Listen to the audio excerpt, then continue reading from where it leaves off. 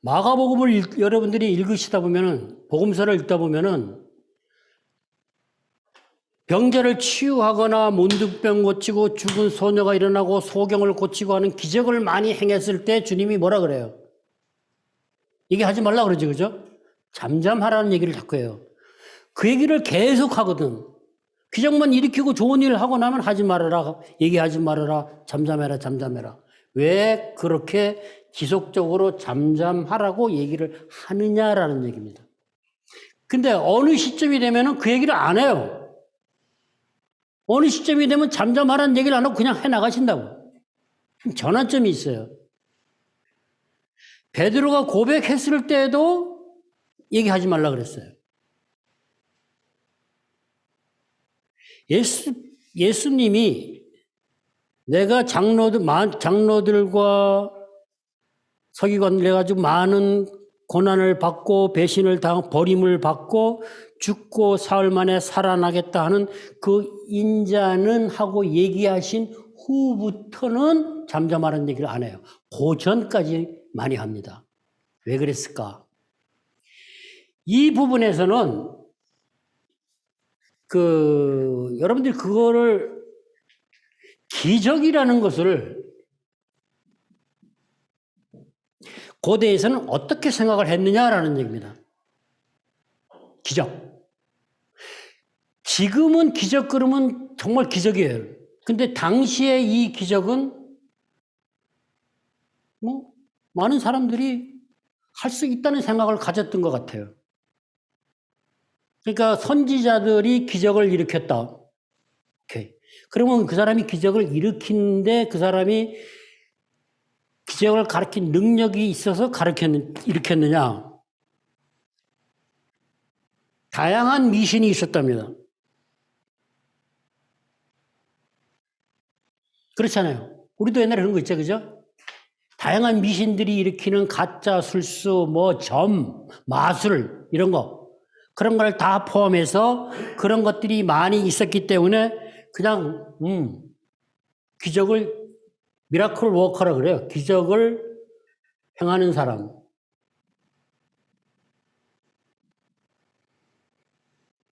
그런 들이 많이 있었다는 얘기입니다. 근데 구약에서 기적을 일으키면은 뭐였어요? 이사야가 또 선지자들이 기적을 일으키면 메시아로서의 어떤 신분을 확인시켜주고 증명하는 그런 신분에 대한 증거로 그런 것을 했다라는 얘기죠. 그리고 유대 공동체에서 기적이 일어나면 그거는 종말론적 하나님의 구원 활동이 시작됐다라는 어떤 그 신호로 봤다라는 얘기입니다. 랍비 문헌에서도 그런 사람들이 있었답니다.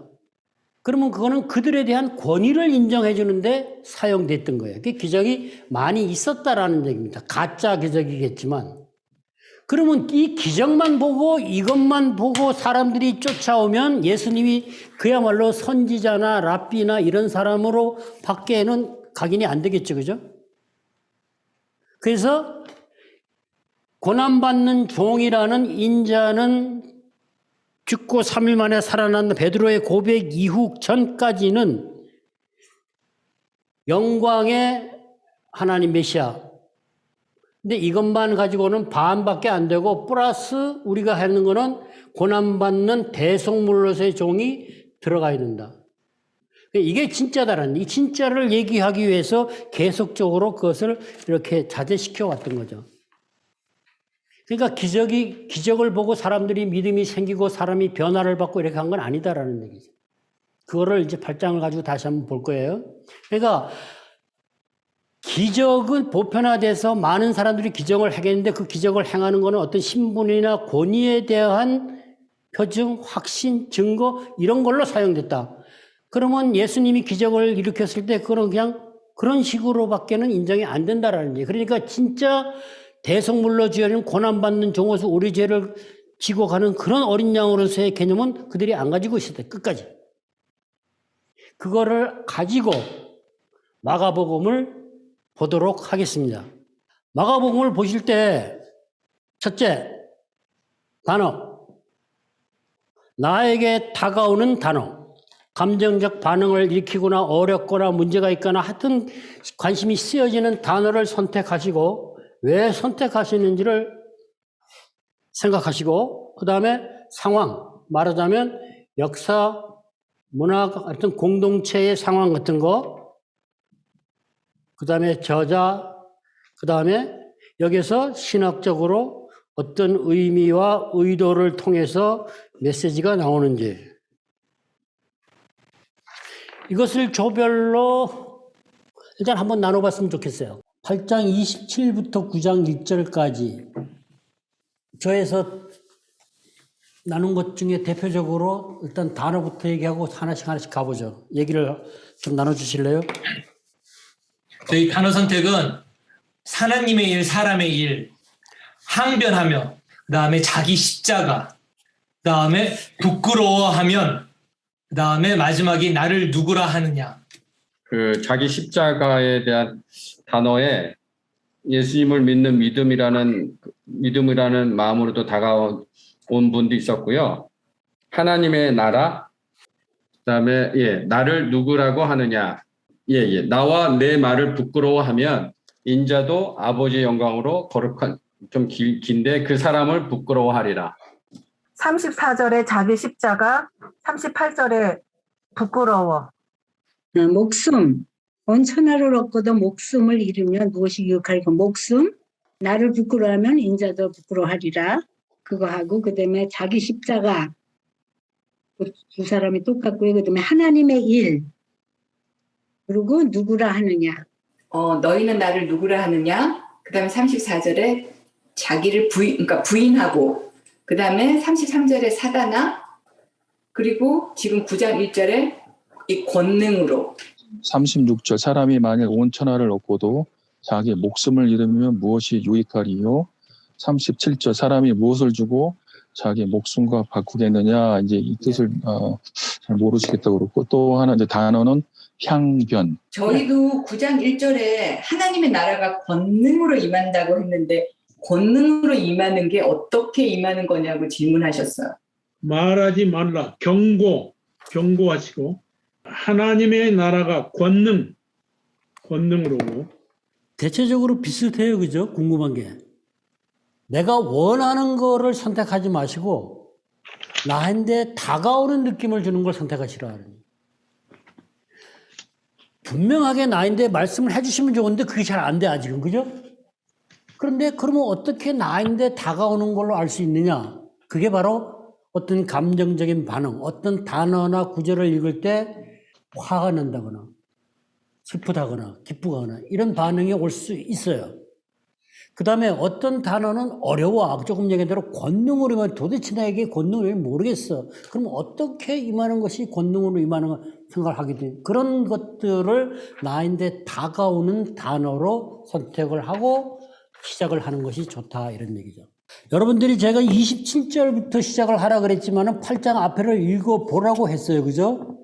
앞에를 보면은 4,000명을 먹이고 누룩을 조심하라고 또 소경을 또 먹여요. 그리고 중간에 한 말 중에 아주 기가 막힌 얘기가 하나 있는 게 어디냐 하면은 바리새인과 누룩을 조심하라 그럴 때 18절에 보면은 눈이 있어도 보지 못하고 귀가 있어도 듣지 못하고 기억도 못하느냐고 말씀을 하셔요. 이거 얼마나 속이 터지면 이렇게 얘기했겠어요. 4,000명 먹이고 떡이 없다 그러니까 야 너는 눈이 있어도 보지 못하고 귀가 있어 듣지도 못하고 기억도 못하냐고 화가 엄청 나신 것 같아요. 베드로가 항변하는 것만큼 나지 않았을까요? 왜 이렇게 얘기를 하시냐라는 얘기죠. 근데 이러고 나서 또 뭘 하냐면 소경을 고쳐요. 그죠? 소경을 고치는데 두 번에 걸쳐서 고치는데 뭐가 보이느냐 그리고 또 보이느냐 묻고 밝게 보인다 그래요. 여기서 기적을 그렇게 보여주는 이유가 뭐냐라는 얘기죠. 지금 8장 1절부터 26절까지는 예수님이 답답하니까 우리가 뭐 시청각 교육한다고 그러나요? 실습한다고 그러나요? 정말 내가 너희들하고 이렇게까지 같이 왔는데 나를 모르냐라는 얘기. 왜 나를 못 보냐는 얘기예요. 내가 하나님의 아들이고 내가 메시아인데 왜 나를 모르느냐는 얘기예요. 제자들이 그리 오랫동안 같이 다니고 그렇게 많은 기적을 일으켜줬어요. 근데 아까 얘기했잖아요. 그 시대의 기적은 사람들이 보편적으로 잘 믿고 다른 사람도 할 수 있다고 생각하는 부분이 있었다는 거죠. 그러나 설사 그렇다 손치더라도 주님이 지속적으로 계속 같이 오면서 기적을 행하고 말씀을 전했음에도 불구하고 하나님의 아들, 하나님 메시아인 것을 못 알아보니까 소경을 세워놓고 보이냐? 안수하고 조금 보입니다. 보이냐? 소경의 눈을 고쳐주는 목적도 있지만 그보다는 그것을 통해서 나를 봐라 이런 얘기, 나를 알아라는 얘기, 메시아가 메시아인 줄 아직도 모르겠냐라는 그 답답함이 8장 1절부터 26절 안에 들어있는 거예요. 근데 그러면 그 사람들은 왜 그렇게 모르냐라는 얘기지. 여러분도 한번 이거를 이래 앞에를 읽으면서 야, 이렇게 하나님 메시아와 같이 다녔는데 예수님을 그렇게 모를까? 우리 평생 교회 다니면서 하나님 안다고 하는데 진짜 아니냐라는 얘기. 그래 놓고 실제를 얘기한 다음에 시작을 하는 겁니다. 사람들이 뭐라 하냐? 나를 누구라 그러냐? 물어보는 거죠. 그러니까 베드로가 얘기를 하죠. 그죠? 근데 베드로가 얘기를 하는데 마태복음과 마가복음과 누가복음의 얘기가 좀 다르죠. 그죠? 너희는 나를 누구라고 하냐 물었더니만은 마태복음에 나와서 베드로가 대답하는 것과 누가복음에 얘기하는 것과 차이가 있어요. 그런 차이가 있을 때 그 차이가 왜 차이 나는 말을 했느냐를 여러분들이 생각해 보셔야 돼요. 누가복음에는 그냥 주는 마가복음에는 주는 그리스도라 그랬는데 누가복음은 하나님의 그리스도라 그랬어요.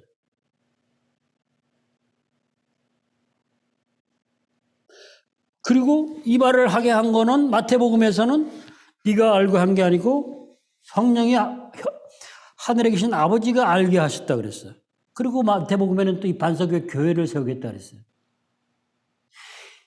이런 미세한 차이가 날 때 그 차이를 여러분들이 생각을 해보셔야 돼요. 그럴 때 그 의미와 깨달음과 메시지가 나인데 전해진다는 겁니다. 그것을 그냥 통과를 시키면 알 수가 없어요. 그러니까 여러분들이 생각을 해야 돼요. 생각. 의문을 가져라는지 성경에. 왜 베드로는 마가는 이 얘기를 쓰고 누가는 이 얘기를 썼는가? 왜 마태는 또 이런 얘기를 썼는가? 그 차이가 뭔가라는 얘기죠. 자, 보세요. 아까 내가 마태복음 좋아하시는 분, 마가복음 다 이렇게 좀 다르다 그랬잖아요. 느낌이. 그 조금씩 차이가 있어요. 그러면 마태복음을 읽고 요 구절을 읽는 분과 마가복음하고 누가복음 차이가 있다라는 얘기예요. 그러면 그 사람의 나도 모르는 내가 가지고 있는 내면의 문제와 상황 속에서 들리는 음성을 각자 다르게 들을 수 있다는 얘기예요. 우리가 마가나 마태나 누가가 그들 공동체 사람들에게 이 얘기를 할 때 어떤 의미로 이 얘기를 했을까? 아, 이래서 이 얘기를 했구나. 그래야 그 얘기가 나겠는데 넘어온다는 얘기예요. 무조건 지금 나인데 하는 얘기를 들으려고 그러면 우리가 내 마음대로 만들게 돼 있다. 그리고 아까 좀 전에 그 문 집사님 역사적, 문화적 이런 배경의 문제가 자꾸 뭐하고 하려고 하니까 사실 조금은 신경 쓰이고 어렵다. 그런데 아주 자세한 부분을 빼고는 성경 본문 책 전체를 읽어가다 보면 그 안에 대부분이 나와요, 사실은. 자세히 안 읽어서 그렇지. 그리고 성경책 몇 곳만 이렇게 비교를 해봐도 어떤 상황인지 알 수가 있고, 그 다음에 정보는 찾아보면 됩니다. 성경책 안에서 해결할 수 있다라는 얘기를 제가 먼저 하는 거예요. 그리고 그 사람들이 알아들을 수 있는 언어로 했다면 우리도 얼마든지 알아들을 수 있어야 되는 거예요. 단지 시대 차이가 나서 그렇지. 그러니까 너무 부담 갖지 마시고 그 다음에 우리는 성령이 도와주니까 얼마든지 할 수 있다는 얘기를 제가 하는 겁니다. 베드로가 얘기를 하고 나서 주님이 묻고 나니 베드로가 대답을 했어요. 그리고 나서 아무에게도 말하지 말라. 아까 제가 그 시작하기 전에 그 말씀을 드렸죠. 왜 마가는 계속 말하지 말라는 말을 수도 없이 9번인가 하고 마태와 누가는 그보다 쭉 한 반 정도밖에 안 했어요. 그럼 마가는 특별히 많이 했어요. 그것이 뭐냐면 아까 그 고대 그 유대 사회와 헬라 사회에서 기적에 대한 생각이 그들이 가지고 있는 고정화된 생각이 있기 때문에 그것이 전부가 아니다라는 얘기예요. 그걸 먼저 퍼뜨려 버리면은 그야말로 영광의 하나님, 승리의 하나님, 다윗 왕처럼 오는 그런 메시아로만 인식할 수 있다라는 얘기죠. 그것은 반쪽밖에 모르는 거다. 그러니까 십자가에서 우리 죄를 지고 죽으시고 부활하시는 고난당하는 그 예수 메시아까지 들어가야 완전해진다. 그래서 그동안에 지금 여기 그 베드로가 고백하기 전까지는 그런 부분을 얘기하지 말라고 잠잠하라고 얘기한 겁니다. 그러면 잠잠하라고 얘기했을 때 여러분들이 생각해 볼 수 있는 거는 왜 기적을 잠잠하냐 하면 아 그런 것 때문에 그랬구나. 그렇다면은 나도 메시아를 예수 그리스도로 알 때 역사적인 어떤 그런 내 생각에 내 틀 안에 메시아 예수 그리스도만 알고 정말 예수가 우리 죄를 지고 십자가에서 대속물로 주고 고난당하고 그렇게 힘들게 십자가에서 고통받고 돌아가시고 부활한 그 사실은 나는 잊고 있는 건 아닌가 생각해 봐야 된다는 거예요. 그러면 내가 예수를 바로 보지 못하고 있는 내 실존적인 모습을 바라볼 수 있게 한다는 겁니다. 그리고 31절에 인자가 고난을 받고 장로들과 이렇게 그 얘기를 하고 난 후부터는 잠잠하라는 말을 안 합니다. 두 번인가 하긴 하지만은 이제는 실체를 드러낸 거죠, 말하자면.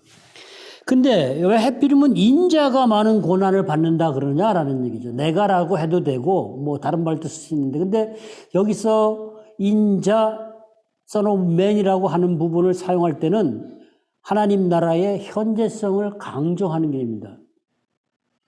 하나님 나라가 임했다는 것은. 그래서 그런 것들은 조금 생각해 봐야 됩니다. 그 찾아봐야 돼요. 물어보고. 여러분들이 지금 많이 그 질문한 것 중에 그 밑에 나가면 사람의 일과 하나님의 일이 나오고 항변이 나와요. 베드로가 항변을 했는데 왜 했느냐를 생각해 봐야 됩니다. 예수님은 그야말로 지금 우리가 얘기한 복음이라는 것. 배신당하고 고난당하고 배신당하고 버림받고 그럼에도 불구하고 우리를 죄를 걸머쥐고 십자가에서 고통받고 죽으셨어. 그거 죽어야 된다는데 그걸 안 된다고 베드로가 항변하는 거거든요. 그럼 베드로는 왜 항변을 했을까? 왜 죽으면 안 된다고 했을까? 라고 하는 부분을 물어야 된다는 얘기죠. 그렇게 물었을 때 주님이 뭐라 그래요? 사단아 물러가라 그러면서 하나님의 일을 방해하는데 너는 사람의 일만 생각, 하나님의 일은 생각을 안 한다 그래요. 그럼 거기서 하나님의 일과 사람의 일이 뭔지 여러분들이 아셔야 되죠. 그죠? 거기서 하나님의 일은 뭡니까? 사람의 일은 뭐죠? 하나님의 일은 그 앞에 나온 인자가 시작하는 부분이 하나님의 일이고 베드로가 항변하는 그 베드로 마음속에 생각 속에 들어있는 거는 사람의 일을 생각하기 때문에 그런다는 얘기죠. 안 맞는다라는 얘기죠. 하나님의 일, 인자가 죽는 것과 예수 그리스도가 죽는 것과 이거 죽으면 안 된다고 덤비는 베드로의 생각이 다르다라는 얘기예요. 제가 전에도 한번 말씀드린 것 같은데 베드로는 고난당하고 예수님 죽으면 안 돼요. 다윗 왕처럼 와서 로마를 빨리 엎어버리고 왕이 돼야 자기가 뭐 장관을 하든 총리를 하든 한 자리 할 거 아니냐라는 얘기예요. 모든 제자들이 그 생각을 가지고 있었어요. 세베대아를 마가도 하나는 우편에 하나는 좌편에 앉혀달라고 뭔지도 모르고 얘기하잖아요. 모든 제자들이 동일하게 예수님이 왕이 되면 한 자리 할 거라고 생각하고 있는데 예수님이 죽으신다는데 그러면 안 되잖아요. 내 욕심을, 내 꿈을 못 이루잖아요.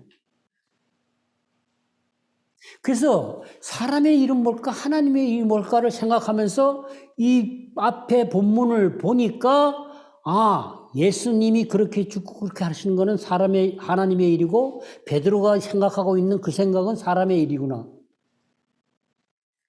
그러면 여러분은, 나는 우리도 대부분 예수를 믿는다 그러고 하나님의 일, 하나님의 뜻보다는 내 일, 내 생각을 더 많이 하지 않아요? 그 항변은 덤벼드는 겁니다. 왜 항변했을까? 그러면 나는 지금 내가 신앙생활을 하면서 예수님, 하나님한테 항변하는 거.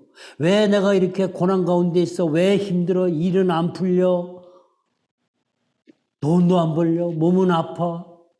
저놈 배기 싫은 원수는 옆에 계속 끼고 있어. 화는 나. 모든 게 못마땅해. 장사도 안 돼.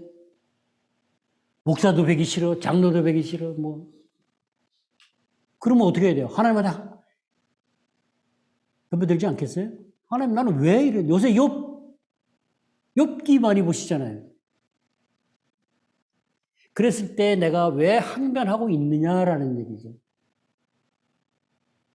그런 부분을 가지고 이 본문을 읽으면서 생각하고 기도를 하셔야 됩니다.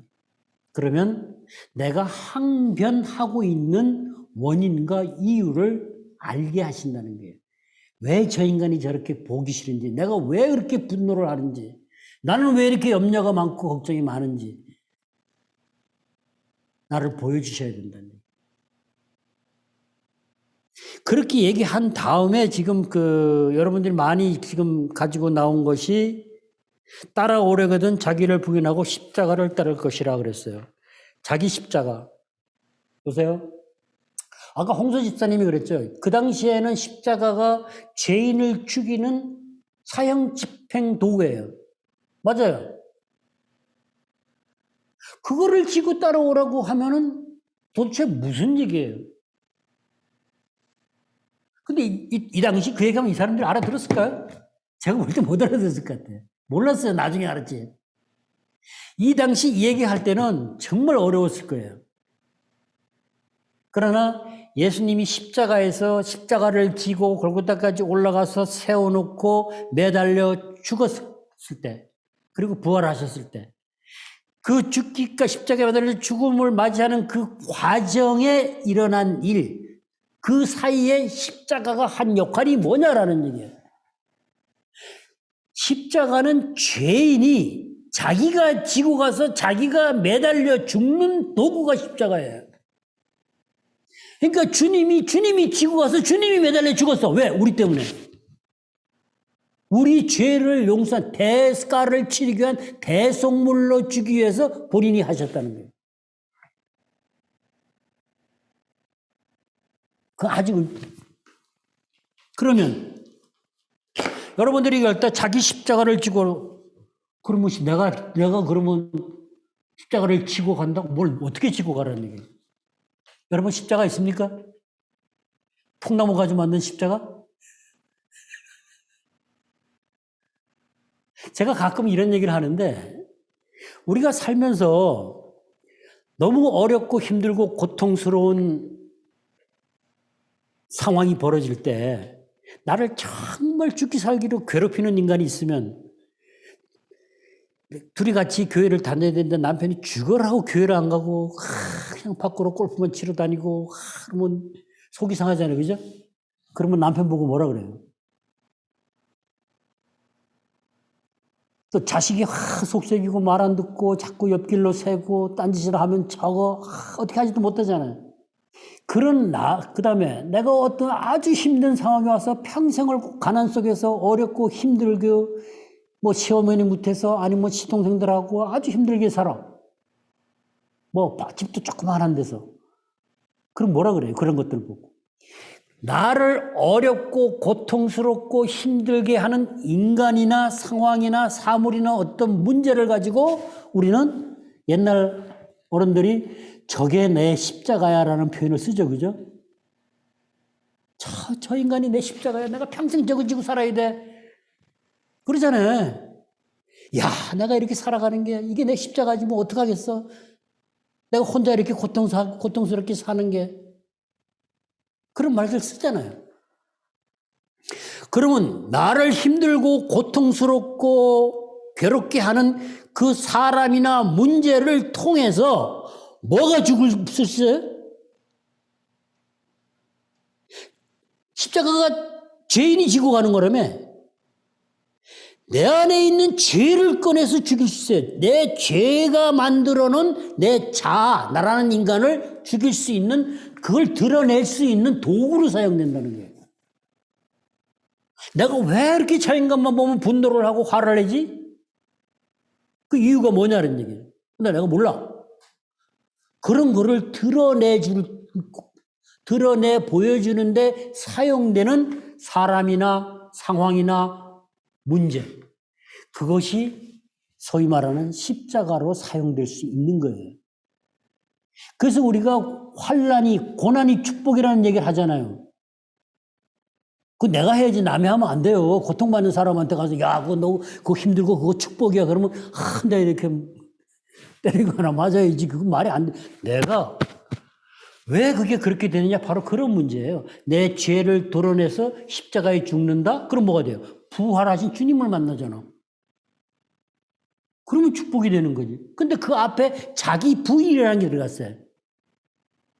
그 죄를 통해서 십자가 그 어려운 환난을 통해서 죄가 만들어 놓은 나, 자아라는 겁니다. 나라는 인격, 나라는 가치관, 나라는 존재. 그 잘못된 거를 부인하라. 십자가에서 죽이라는 얘기예요. 그러면 죄된 본성이 만들어 놓은 내 왜곡된 자아가 십자가에 예수님 같이 죄를 죽으면, 그게 꺼지면 없어지면 그냥 없어지나요?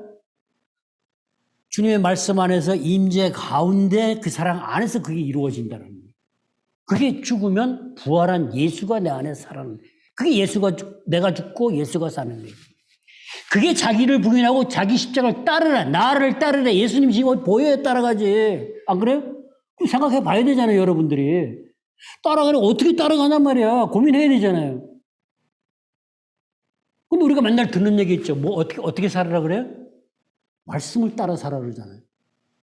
말씀이 육신이 돼 이 땅에 왔고 예수 그리스도가 말씀이고 말씀이 육신이 됐다 그랬잖아요. 예수 그리스도 따라 산다? 말씀을 따라 사는 거예요. 그러니까 성경을 따라서 살아야 되는 거예요. 성경을 따라가야 되는 거예요. 성경을 따라가면서 성경 안에서 자기 부인이 되고 성경 안에서 자기 죄가 율법 안에서 자기 죄가 드러날 때 십자가에 내 죄로 인한 자아가 죽고 자기 부인, 자기 죽는 게 돼요. 그래 예수를 만나요. 그거를 하기 위해서 해석을 해야 된다는 얘기예요. 그게 성경을 통해서 성령이 하는 일이에요. 읽고 연구하고 해석하는 과정에 묵상하고 기도할 때 성령이 역사해 준다는 게 그 안에 변화를 경험하는 거예요.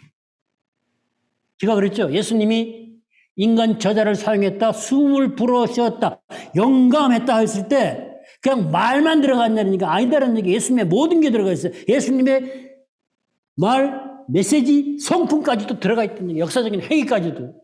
그러면 그게 성경 안에서 성령의 도움으로는 아닌데 살아서 와야 된다는 얘기. 그러니까 여러분들이 해석해야지. 연구해야지. 읽어야지. 자세히. 제가 지난번에도 그랬죠. 하루 나가서 일당 1000불을 벌든 10,000불을 벌든 100불을 벌든 그거 보려고 8시간, 10시간 쇠고 빠지게 일을 하는데 전능하신 하나님을 만나고 하는데 몇 시간? 그것도 투자 안 하면 어떡하자는 얘기예요, 그냥. 그냥 가만히 앉아서 성령이 그냥 뚝 떨어지게 뭐 갖다 막 집어넣어 주나? 아니에요. 하나님이 선택한 방법, 성경이라는 책을 주고 그것을 읽고 연구하고 따라와라라는 얘기. 그럼 내가 다 만들어 주겠다는 얘기. 그럼 우리 그 시간 해야 되잖아요. 근데 좋은 게 있어요. 여러분들이 부담을 가지면 안 돼. 큐티 특히 그러잖아요. 앉아서 1시간 안에 300일 끝내야지. 그렇게 해서 끝나는 거 없어요. 묵상이라고 하는 거는 아침에 하다가 못하면 밥 먹다가 하고 점심시간에 하고 저녁에 하고 계속 하는 거예요. 화장실에도 하고 순간순간 생각나면 전화해서 물어보고 인터넷 찾아도 보고 그러면서 이게 그 얘기구나. 그래서 퇴근하고 집에 오는데 차 안에서 하나님이 아닌데 성령이 알기엔 그게 이거다라는 얘기예요. 그러면 내가 운전하고 오면서 그냥 눈물 콧물 다 짜면서 집에까지 오는 거죠. 그건 진짜 참된 진짜 안식, 휴식이라는 시간이에요. 운전하고 오지만. 그게 이 말씀, 지금 십자가다, 자기 분이다, 따르다, 그걸 잘 이렇게 생각해 가다 보면은 성령이 해주신다는 얘기. 제가 하는 거 아니에요.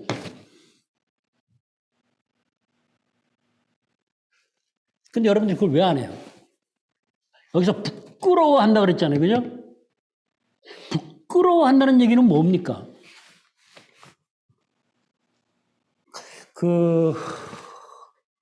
범죄자 아버지를 둔 자녀, 가난한 아버지를 둔 자녀들이 아버지를 부끄러워하는 경우가 있죠, 그죠? 드라마도 보면 있고. 왜 부끄럽게 여기죠? 그런 부모를 창피해서요? 왜 부끄럽게 여겨요? 내가 생각하는 대상에 값어치가 없다는 얘기예요. 가치가. 상대적 비교 가치가 없으니까 창피하다는 얘기거든. 부끄러워한다는 얘기는 예수를 무능력하고 값어치도 없고 쓸모 없다고 생각하는 거예요, 이거. 그런데 어떻게 주님이 다시 오실 때, 그래도 내가 너를 그렇게 하겠어요? 그러니까 우리가 부끄러워하는 경우가 내가 언제 뭐 주님을 부끄러워해서 아니요 나 열심히 교회 가서 예배드리고 뭐하고 다 했어. 그런데 실제 주님의 그 사랑과 능력과 은혜와 이런 것을 인정하지 않고 나 몰라 뒤에 제껴놓고 내 하고 싶은 대로 하고 사는 거, 그거 부끄러운 거예요. 그게 부끄러워하는 거예요. 다른 게 부끄러워하는 게 아니에요. 우리가 실제 살아가면서 예수님을, 하나님을 얼마나 부끄럽게 여기냐, 값어치 없게 여기느냐 이런 얘기예요. 가치 없게. 세상의 돈보다 권력보다 능력보다 내 자리보다 하나님을 값어치 없다고 여기는 거, 그게 부끄러운 거죠. 그러면 이 부끄럽다는 걸 가지고 생각을 하고 그렇게 가는 것이 부끄럽구나. 그리고 앉아 기도해야죠. 그렇게 기도하면 주님이 내가 하나님을 부끄러워하는 모습, 내가 하나님을 왜 그렇게 인정하지 못하고 받아들이지 못하는가 알게 하신다, 보여주신다라는 얘기입니다. 그래? 큰일 났네. 그래야 우리는 그 안에서, 임재 안에서 경험할 수 있어요. 그 다음에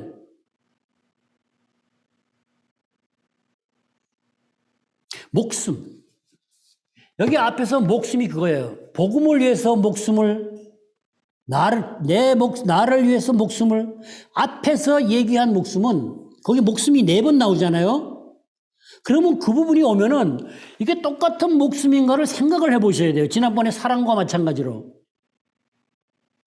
그러면 앞에 2번의 목숨은 뭘로 되어 있냐면 life로 되어 있어요. life, L-I-F-E. 뒤에는 life가 아니고 soul로 되어 있어요. 달라요. 그러면 또 생각이 달라진다는 얘기예요. 내가 세상에 살아가는 내 욕심, 내 육을 위해서 살아가는 욕망과 욕심을 쫓아가는 그 삶, 그거 주님을 위해서 그것을 버리는 거예요.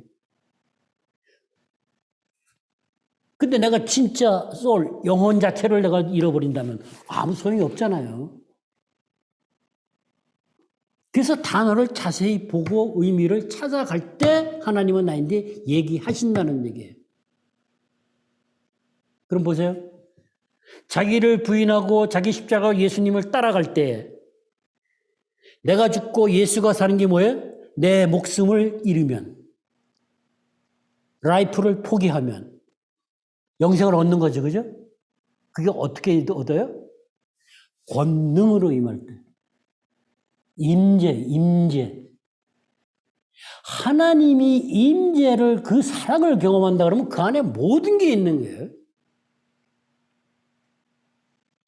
그래서 우리가 변화를 받는 겁니다. 그게 권능이 이거다. 임재 자체를 얘기하는 거예요. 임재는 하나님의 사랑 안에 들어가는 거예요. 그 사랑이 내 모든 것을 바꿔 변화시켜 갈 수 있다는 거예요. 근데 그게 가능하다. 언제? 지금. 복음이 현재성. 미래만, 종말에 가서만 아니고 예수님이 이미 오셔서 시작을 하셨으니까 우리는 이 땅에서 그거 맛을 보고 영생을 맛보고 살아야 될 거예요. 그게 27절부터 9장 1절까지 안에 그게 들어있는 거예요. 그게 제자도입니다. 그렇게 살아가는 게 제자의 삶을 사는 거예요. 그 안에 핵심은 뭐예요?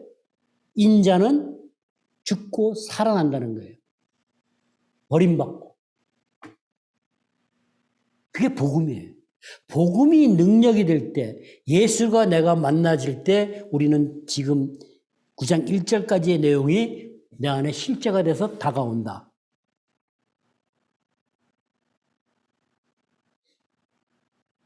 그거를 여러분들이 가지고 또 기도하면 보게 하신다는 겁니다. 아, 내가 하나님의 일은 생각하고 지금 사람의 일만 생각한 게 뭐지? 내가 하나님을 부끄러워한 게 뭐지? 내가 얼마나 부끄러워하고 살았을까? 옛날에, 지금은. 내가 십자가를 지고 가 있는데 내가 지금 지고 있는 십자가는 뭐지? 그것을 통해서 내가 자기 부인, 내가 죽어야 하는 것도 뭐지? 이런 것들을 보여주신다는 거예요. 알게 하신다는 거예요. 근데 마가 공동체와 마태 공동체가 좀 다르죠, 그죠? 누가 다르죠, 그죠? 마가 공동체 입장에 서 있는 사람이 있는가 하면은 마태 공동체 입장에 서 있는 사람들. 유대적 전통, 가치, 선민, 이런 종교 의식에 푹 빠져 있는 사람들한테 다가올 때는 뭐가 먼저 죽어야 돼? 그거. 이방인들한테 또 다르다는 얘기예요. 복음의 이야기가 특정한 상황 속에서 문제를 가지고 얘기했기 때문에 우리한테 메시지가 다가올 때는 내 삶의 특정 상황 속에 분명한 문제를 찍어가면서 내 내면을 끄집어낸다는 거예요. 그래서 회개가 되는 거예요. 제가 지금 얘기한 내용을 가지고 여러분들이 8장 26절, 7절부터 9장 1절을 집에서 다시 한번 보시고 묵상하고 연구를 해보세요. 그리고 기도를 하세요. 그리고 하나님의 메시지를 들으세요.